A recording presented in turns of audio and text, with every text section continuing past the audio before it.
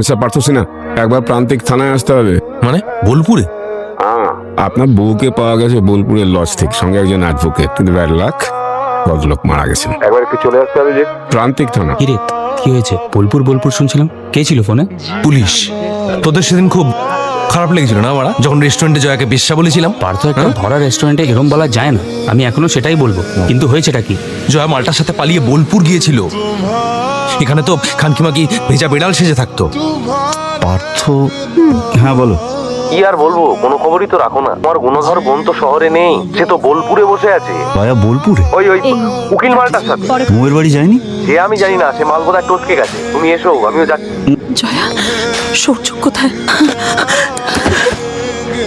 Sorry মৌদি, আমি কিছু বুঝতে পারলাম না। কি আমরা ঠিক আছে, একবার দেখবো।